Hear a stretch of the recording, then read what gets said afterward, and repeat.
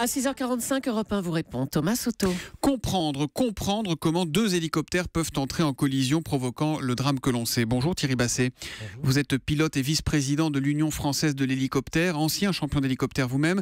Alors il n'est pas question ce matin de se substituer aux enquêteurs, à la justice, mais bien de nous interroger sur le fonctionnement et les faiblesses, la vulnérabilité des hélicos. Alors on a appris que deux enquêteurs du bureau d'enquête et d'analyse étaient en train de se rendre sur place. En quoi va consister leur travail? Que vont-ils faire face à ces carcasses d'appareils?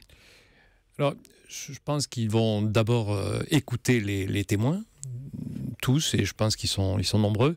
Deuxième point, ils vont évidemment regarder les vidéos qui aussi semblent être plus nombreuses que les quelques images qu'on a pu voir hier à la télévision.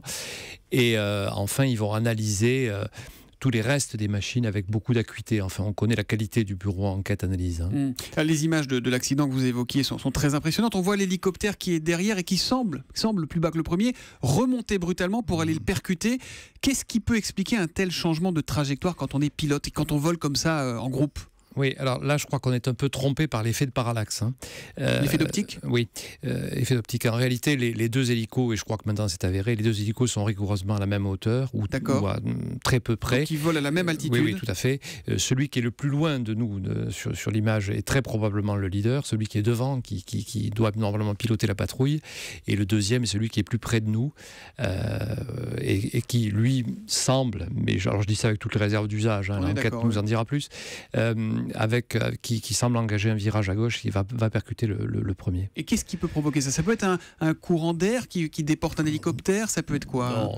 Non, très franchement pas. Enfin, tout est possible, bien sûr. Mais à ce stade, comme on l'a vu, je pense que c'est plutôt une erreur opérationnelle. Une erreur humaine, donc une erreur d'un des pilotes? Humaine, c'est toujours très difficile à dire. En réalité, quand on constitue une patrouille comme celle-là, il y a un certain nombre d'items au travers desquels il faut passer. On se briefe avant, on se parle pendant, on se débriefe après, etc. Donc, c'est bien difficile de dire ce qui a pu se passer, notamment en termes de communication entre les deux machines. Quand deux appareils volent comme ça ensemble, est-ce que celui qui est devant voit celui qui est derrière ou à côté? Comment ça se passe? Alors, est-ce qu'il y a un angle mort comme en voiture, par exemple, quand on dépasse? Bien sûr, il y a des angles morts, mais la théorie du vol en patrouille veut que celui qui est devant est leader et celui qui est derrière suit rigoureusement les mouvements et les ordres du leader. Parce que le leader ne peut pas voir celui qui est derrière? En l'occurrence, probablement qu'il y a eu un moment où il l'a vu, mais dans tout le début du vol, non, il ne le voit pas. On a un tweet d'Olivier Sarrazin qui dit: la vidéo montre que le problème est sur le second hélicoptère qui ne voit pas le premier. Pourquoi n'y a-t-il pas de radar? Il n'y a pas de radar sur des voitures, on a basiquement des radars de recul quand un véhicule s'approche. Il n'y a pas d'avertisseur à bord d'un hélicoptère? Non. Encore une fois, la question elle est opérationnelle. Je ne suis pas certain à la vitesse à laquelle l'incident se produit. Je ne suis pas du tout certain qu'un radar aurait permis de faire quoi que ce soit. Les appareils impliqués, on le sait maintenant, sont des hélicoptères français, des écureuils B3, semble-t-il. Ce sont de bons appareils, ça? Excellent. Parmi dans leur catégorie, probablement les meilleures machines du monde, détenantes d'un record de posée à très haute altitude depuis qu'ils ont fait l'Everest avec. Voilà, ce sont des machines remarquables. Ça veut dire que c'est pas un problème météo, en l'occurrence il n'y en avait pas là, visiblement, qui peut être à l'origine d'un problème comme celui-là. Julie? Un hélicoptère, compte tenu de sa légèreté, peut être dépendant d'un coup de vent. On a vu que les branches des arbres bougeaient face au vent. Non, alors d'abord les deux machines qui au début des images qu'on a vues doivent être à une distance de l'ordre de 25-30 mètres, sont grossièrement dans la même masse d'air, donc non, je crois qu'on peut pas incriminer. Donc elles ont exactement les mêmes conditions de vol au même moment? Oui, très probablement. Quels sont les principaux dangers en hélicoptère, Thierry Basset? Est-ce que l'hélicoptère est aussi sûr qu'on veut bien le dire? L'hélicoptère est en tout cas bien plus sûr que lorsque vous montez dans votre voiture. Je crois que la statistique d'accident doit montrer que c'est à peu près aussi dangereux que celui de se tuer en descendant son escalier. Donc l'hélicoptère est un moyen de transport sûr? Extrêmement sûr. On a un tweet de David Mick à l'instant. Pas de boîte noire sur les hélicoptères?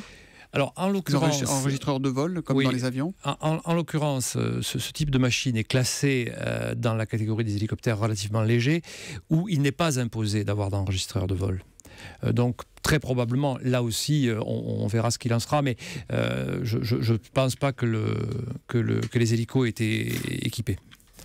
Une panne moteur est forcément fatale en hélicoptère, non? C'est pas forcément fatal parce qu'on a l'idée de l'hélico qui tombe comme une pierre. Non, pas du tout. Un hélico, la panne, au contraire, se gère plutôt bien. Je dirais même, et paradoxalement peut-être pour certains, elle est moins dangereuse qu'avec un avion. Ah bon? Avec un avion, lorsque vous tombez en panne de moteur et que vous allez planer pour rejoindre le sol, il vous faudra inévitablement de la distance pour vous poser. Avec un hélico, on fait une manœuvre d'autorotation qui consiste à laisser descendre l'hélico dans sa veine d'air. C'est la veine d'air qui fait tourner le rotor. On emmagasine de l'énergie et on la restitue près du sol. En d'autres termes, si je vous amenais dans un hélico et que je fasse une autorotation sans vous prévenir, probablement on le sent pas. Vous le sentiriez presque pas. Thomas Pawlowski nous demande, mais un hélicoptère qui perd l'équilibre ne peut pas se rattraper, ne peut pas se remettre. Alors, perdre l'équilibre. Ça veut dire quoi perdre l'équilibre pour un hélicoptère? Perdre l'équilibre non, il y a quelques manœuvres qui sont interdites. On ne peut pas se mettre sur le dos. Il y a des choses qu'on ne peut pas faire avec certains hélicos. Là, en l'occurrence, dans les images qu'on a vues hier, il n'y a pas de déséquilibre au sens où ce monsieur pourrait l'entendre. Il n'y a pas de siège éjectable dans les hélicos? Alors, à ma connaissance, il y en a un qui est un hélico de chasse russe qui devait être un Kamov. Oui. Mais évidemment, on comprend que la difficulté de s'éjecter, c'est le rotor qui est au-dessus de votre tête. Oui, évidemment. En l'occurrence, sur cet hélico Kamov, le rotor était éjecté en même temps que les pilotes. Comment sont formés les pilotes? Il faut vraiment être compétent pour devenir pilote d'hélicoptère. Oui, mais il ne faut pas là non plus mythifier l'affaire. C'est pas si difficile que ça de devenir pilote d'hélico. L'hélico, c'est un objet instable. Sinon, il volerait mal. Donc, pour voler et être aussi pratique que ce qu'il est, il faut qu'il soit relativement instable. Et du coup, ça nécessite une formation un peu fine. Mais en l'occurrence, de ce qu'on sait là aussi des événements, les pilotes semblaient extrêmement expérimentés, donc probablement très compétents. Oui. Bon, on suivra les avancées de l'enquête avec notamment ces 2 enquêteurs français du bureau d'enquête et d'analyse qui vont arriver sur place dans les heures qui viennent. Merci Thierry Basset d'être venu en direct répondre aux questions des auditeurs d'Europe 1. Vous êtes, je le rappelle, le vice-président de l'Union française de l'hélicoptère. Merci, bonne journée à vous. Merci à vous.